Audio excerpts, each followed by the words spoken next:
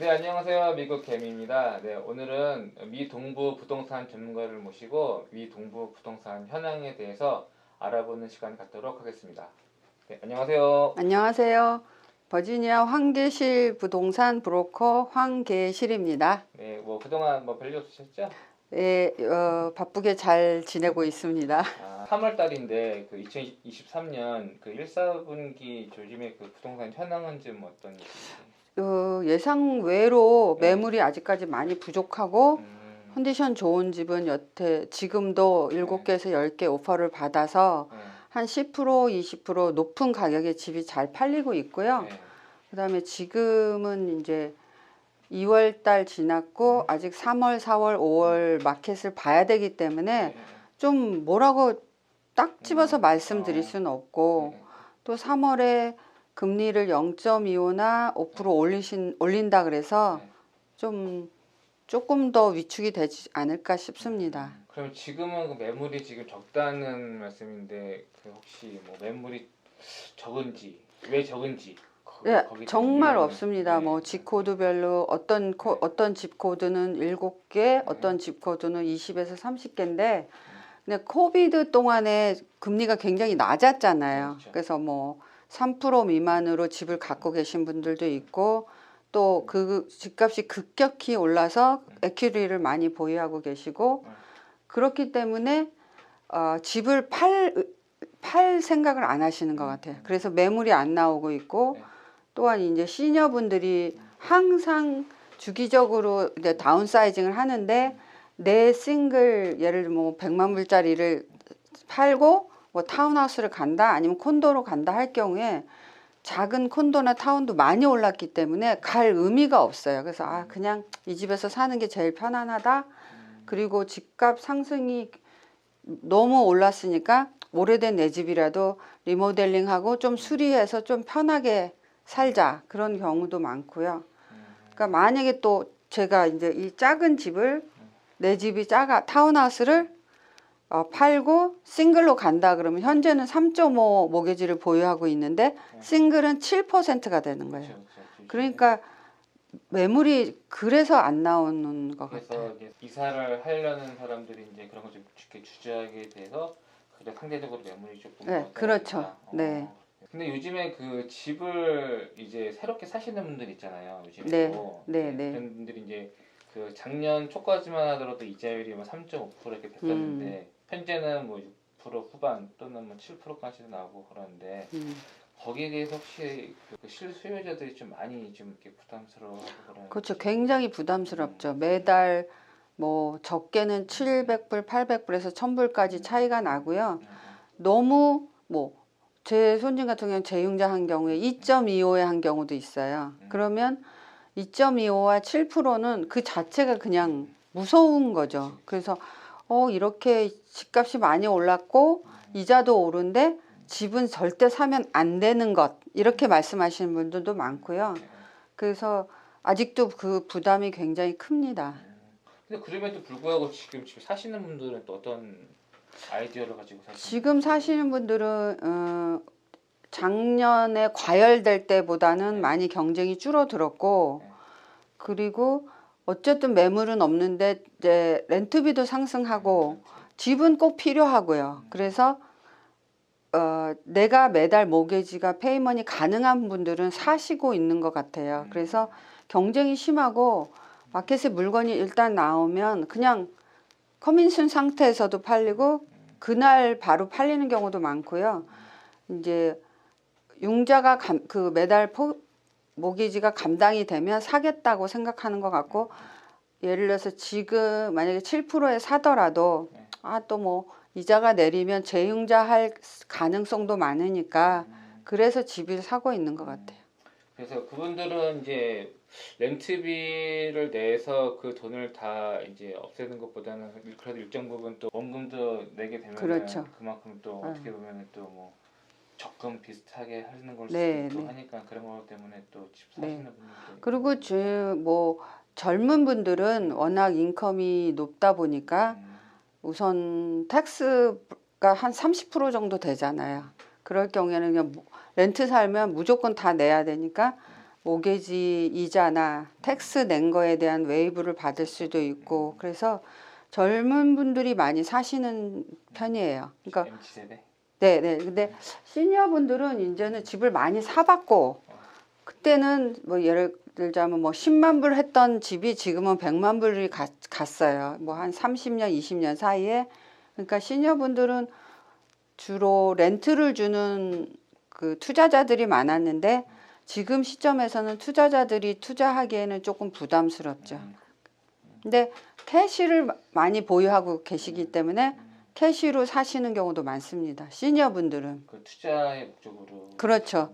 그 우선은 렌트를 주면 그 집값도 상승되고 매달 그러니까 용돈식으로 들어오는 거예요. 그러니까 재미죠. 뭐 2,000불, 3,000불 들어오면 거기서 뭐 HOF나 텍스 내고 나머지는 이제 생활비로 쓰시는 경우도 있고 여행을 가시는 경우도 있고 그래서 지금처럼 이자가 높거나 바이어들이 좀 부담스러워 할 때는 캐시 가진 투자자들도 많이 그 투자하기를 권해드려요. 지금은 어떻게 보면 그런 분들은 좀 적긴 해. 제일 스트롱한 바이어죠. 왜냐면은 작년, 재작년보다 집값이 그래도 조금 이제 약간 좀. 근데 이제 손님들이나 일반 뭐 매스컴 이런 데선 집값이 많이 떨어졌다고 그러는데 정말 저희가 현장에서 일하는 건 피부로 느끼기엔 떨어지지 않았어요. 특히나 이제 버지니아, 메릴랜드, DC 여기는 DC는 더 핫하고요.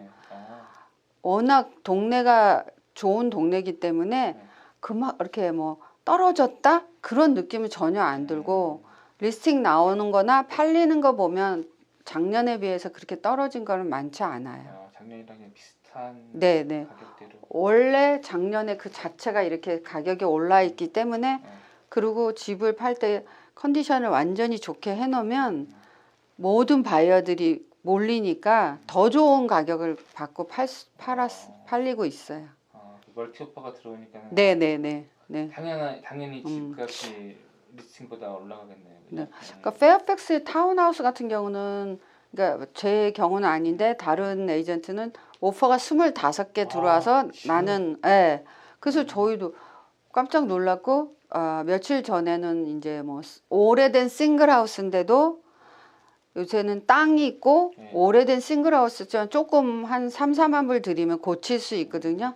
오퍼가 10개 들어왔어요. 그래서 제 손님 같은 경우 뭐 2만 불을 더 쓰고 그 오퍼가 레리파이 된다든가. 그러니까 실제로 뭐 매스컴에서는 뭐 뉴스 같은 데서는 뭐 그리고 이렇게 지코드별 통계가 나오는데 마이너스 1.4% 떨어졌다고 나와요.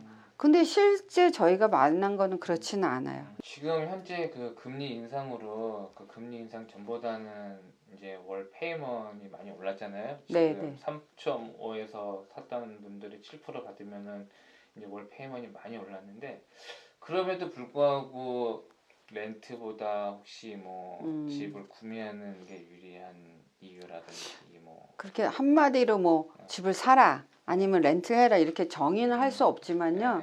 지역의 특성이 또 있는 것 같아요. 그러니까 이 동네는 그러니까 버지니아, DC, 메릴랜드는 타 지역에 비해서 굉장히 집값이 안정적이고요. 그리고 워낙 이 미국 전체가 인구에 비해 집이 부족하잖아요. 그리고 렌트비도 그냥 꾸준히 상승하고 있고요. 그러니까 이 동네는 학군이 너무 좋고 그다음에 공립학교 시스템도 좋고 사회 인프라나 탄탄한 그 인력 시장이 있잖아요. 뭐 연방 공무원, 타지에서 비즈니스로 오시는 분, 아니면 전 세계 비즈니스, 뭐 주재원, 그다음에 그 대사관 직원들. 그래서 새로운 인구들이 굉장히 많이 유입하고 있고요. 미국에서는 뭐 예를 들어서 조지아에서 온다든가 텍사스에서 온다든가 LA에서 온다든가 해서 이 동네가 굉장히 핫 플레이스인 것 같아요. 아까 렌트비도 많이 올랐다고 말씀하셨는데 그 렌트비는 혹시 작년이나 뭐 그때에 비해서 정말 어느 정도 올랐는지 혹시 좀 렌트비는 작년에 굉장히 많이 올랐어요. 일단 집이 너무 사기 어렵다 보니까 오퍼가 많이 안 되신 분들이 어쩔 수 없이 집을 살려고 렌트 살던데 나왔다가 거기 오퍼가 안 됐잖아요. 그러니까 경쟁이 심했었어요. 내가 더 줄게, 내가 더 줄게. 그래서 뭐 그 전까지 예를 들면 한 2,600불 받던 세너빌 타운하우스가 2,800, 900까지 갔었어요. 근데 지금은 조금 이렇게 조금 쿨다운된 상태인 것 같아요. 그래서 그래도 렌트 매물이 없어요. 렌트 집도 별로 없다는 거. 이제 기존에 이제 렌트가 나오는 거는 예를 들어서 렌트 줬던 오너분들이 집을 판다든가, 그러니까 테넌트들도 기존에 테넌트였다가 집을 사시던 분이 많았는데 지금은 그냥 나 다시 이 집에 연장해서 살게. 그러다 보니까 렌트로 나오는 물건이 많이 없죠. 그래서 요즘에는 부동산 금리가 너무 많이 올라가지고 금리도 오르고 집값도 오르고 그래서 이제 좀 약간 한 2년, 한 3년 정도를 좀 이렇게 약간 지켜보자 그런 잠재적 바이어 그런 분들도 많이 있는데 그렇죠. 혹시 그런 거에 대해서 어떻게 생각하시는지 좀. 저는 이제 네. 그거는 누가 옆에서 네. 이제 한국 이렇게 모든 분들이 뒤에서 어떻게 하라 그러면 좀 이렇게 되잖아요, 기가. 근데 저는 그건 이제 본인들의 선택인데 뭐 예를 들자면 저한테 제가 부동산 한 지 15년 됐는데 15년 동안 집값이 언제 폭락하냐, 나는 그때 사겠다고 계속 문의만 하시던 분이 있어요. 그러니까 한 몇 분 계신데 아직까지 집 하나도 못 사셨어요. 그리고 지금 보면 인플레이션으로 모든 자재, 뭐 인건비, 그러니까 물건은 다 오르고 있잖아요. 그래서 저는 그냥 제 개인적으로는 집값은 특히 이 동네는 떨어지지 않을 것이다 이렇게 생각하고 있고요. 그러면 이제 올해는 어떻게 될 것이냐? 그러면 그냥 사시는 분들도 있으니까, 그리고 많이 오르진 않지만 그래도 어떤 건 내리고 어떤 건 내려서 좀 그냥 오르락 내리락 해서 그냥 별로 이렇게 변동이 없지 않을까. 혹시 지금 집을 이제 파실 분들, 네. 셀러분들이 만약에 계시면은 그럼 올해 지금 상반기는 이게 지금 적기인지 지금 그것도 좀 궁금한데요. 그거는 이제 네. 이자를 낮게 갖고 계시기 때문에 절대 팔 이유가 없는 분들은 집값이 폭락하니까 팔자 이거는 아닌 것 같고요. 왜냐하면 이자를 낮게 계시고 정말 이사를 가셔야 할 분들은 지금 파시는 게 좋다고 생각해요. 왜냐하면 굉장히 크게 셀러 마켓이 아직도 높게 형성이 돼 있고요.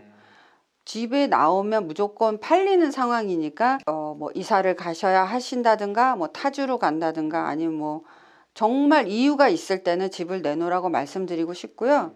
또 한 가지 말씀드리고 싶은 건 집을 파실 때 내가 아는 사람, 그냥 친분이 있으니까 너가 팔아줘, 이거는 정말 아니라고 생각해요.